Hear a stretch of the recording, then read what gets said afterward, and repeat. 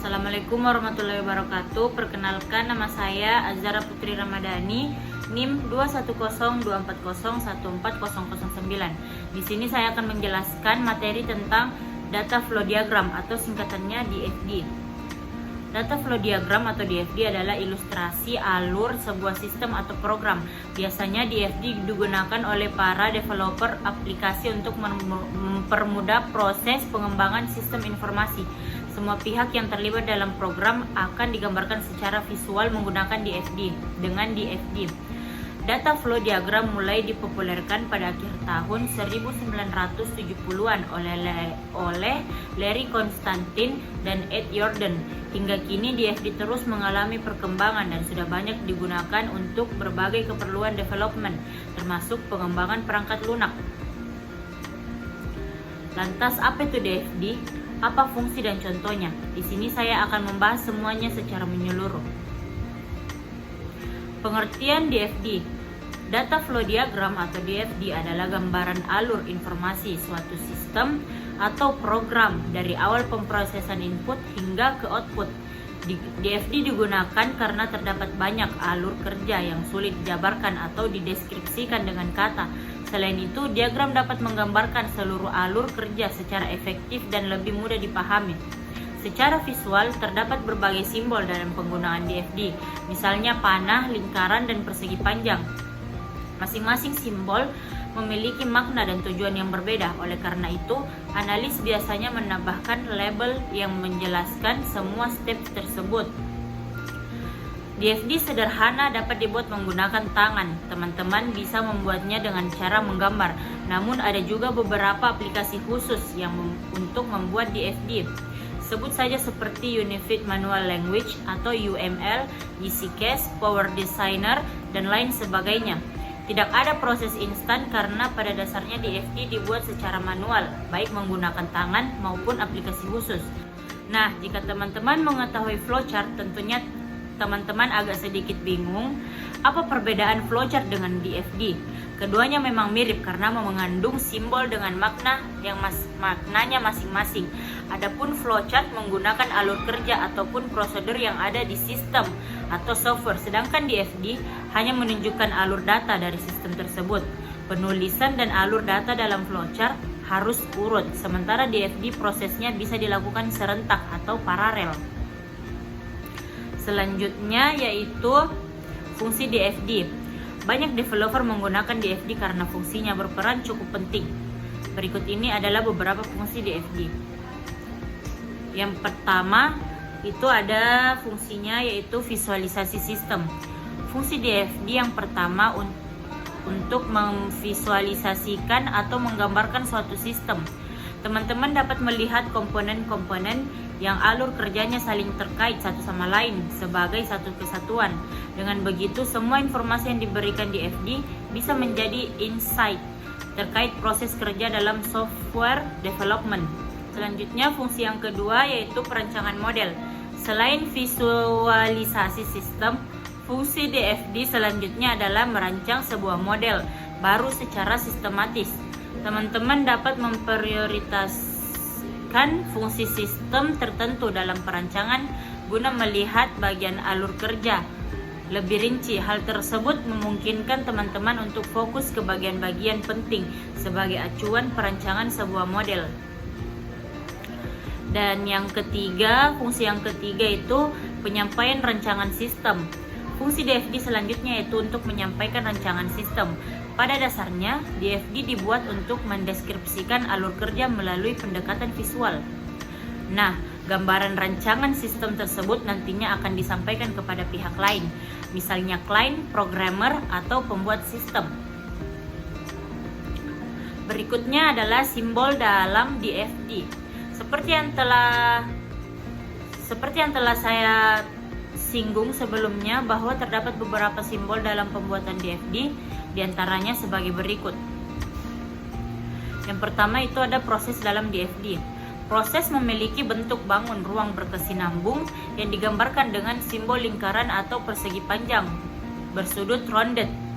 Proses sendiri mewakili sebuah alur untuk mengubah input menjadi output dalam format berbeda. Yang kedua itu ada external entity. Simbol lainnya dalam DFD adalah external entity atau lebih dikenal dengan sebutan terminator. Sesuai namanya, external entity merupakan pihak ketiga yang berada di luar sistem. Dalam hal ini, pihak ketiga yang dimaksud bisa berupa klien, divisi, organisasi, perusahaan, atau sistem lainnya. Hampir mirip dengan proses, simbol untuk melambangkan external entity yaitu kotak atau persegi panjang. Selanjutnya yaitu ada data store. Dalam simbol DFD, data store adalah berkas atau file yang menyimpan seluruh data untuk dipergunakan kembali pada proses selanjutnya. Setiap data store biasanya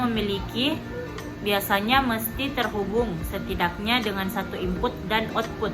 Data store dilambangkan dengan simbol buah garis horizontal sejajar. Dan yang terakhir itu ada data flow.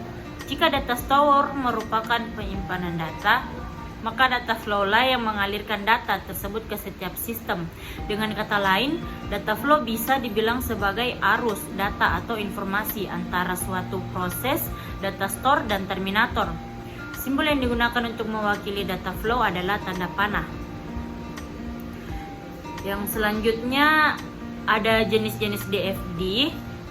DFD memiliki beberapa jenis berdasarkan tahap atau prosesnya, yakni DFD level 0, DFD level 1, dan DFD level 2. Agar lebih paham, berikut ini adalah jenis-jenis DFD. Yang pertama itu ada DFD level 0. DFD level 0 itu merupakan diagram yang memberikan gambaran interaksi terhadap pihak eksternal. Jenis satu ini bisa dikatakan sebagai diagram konteks karena hanya mengandung fungsi diagram paling dasar. Selain itu, DFD level 0 tidak memuat informasi yang berhubungan dengan database pada data store untuk keperluan tertentu. Bisa teman-teman lihat gambar yang ada di atas saya. Pada gambar di atas kita bisa menguraikan tahap-tahap dari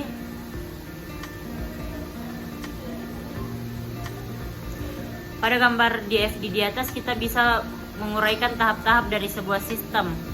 Yang pertama itu tahapan atau proses mengakses biodata pelanggan dan pendaftaran treatment salon. Selanjutnya tahapan atau proses melakukan pemesanan atau booking. Dan yang terakhir tahapan atau proses melakukan transaksi pembayaran dan melakukan rating. Yang kedua itu ada DFD level 1.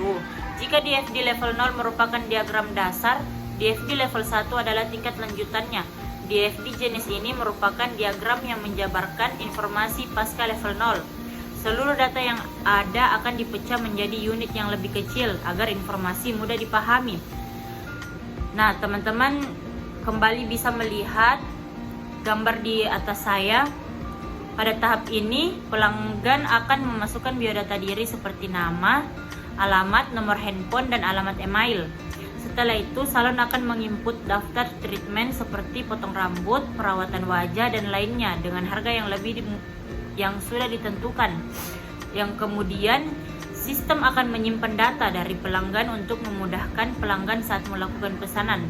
Selanjutnya, admin akan mengakses semua data tersebut ke sistem informasi.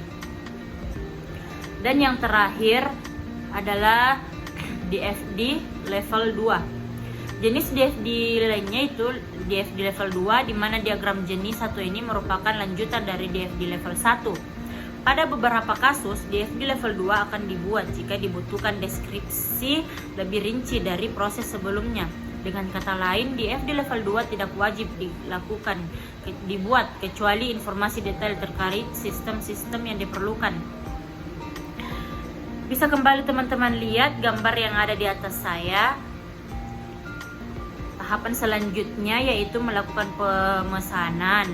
Setelah itu, sistem akan dengan sendirinya akan melakukan input pemesanan dari pelanggan. Setelah pelanggan menginput order salon dengan melakukan pemesanan treatment. Setelah itu, admin akan menyalurkan orderan kepada salon. Setelah itu, salon akan melakukan konfirmasi dan melayani orderan tersebut. Ada pula manfaat dari DFD, yaitu yang pertama memudahkan pemahaman sistem. DFD memvisualisasikan aliran data dalam sistem dengan jelas dan mudah dimengerti. Hal ini membantu para pemangku kepentingan untuk lebih memahami bagaimana sistem bekerja dan berinteraksi. Yang kedua, mendeteksi masalah dan kelemahan. DFD memungkinkan para analisis untuk mengidentifikasi masalah dan kelemahan dalam sistem dengan lebih cepat. Dengan melihat alur data, analis dapat melihat di mana ada potensi masalah atau kelemahan yang perlu diperbaiki. Yang ketiga, mendukung pengambilan keputusan. DFD dapat digunakan sebagai alat bantu dalam pengambilan keputusan. Dan yang terakhir, mempermudah dokumentasi sistem. DFD dapat digunakan sebagai dokumentasi sistem yang dapat dijadikan acuan dalam merancang sistem baru atau memperbaiki sistem yang sudah ada. Ada pula kelebihan dari DFD itu sendiri, itu yang pertama ada membantu kita untuk memahami fungsi dan batasan suatu sistem. Yang kedua, sebagai representasi grafis yang sangat mudah dipahami karena membantu memvisualisasikan konten. Yang ketiga, mewakili diagram komponen sistem yang terperinci dan dijelaskan dengan baik. Yang keempat, mengklarifikasi proses mana yang manual dan mana yang otomatis. Selanjutnya, menjelaskan semua langkah untuk memproses data. Dan yang terakhir, menggambarkan proses secara lebih rinci daripada logis. DFD logis. Dan yang terakhir, ada pula kekurangan dari DFD itu sendiri. Yang pertama, memakan waktu lama untuk membuat DFD. Yang kedua, sulit melacak semua aliran data dalam sistem yang kompleks. Yang ketiga, sulit untuk mempresentasikan semua aliran data secara akurat.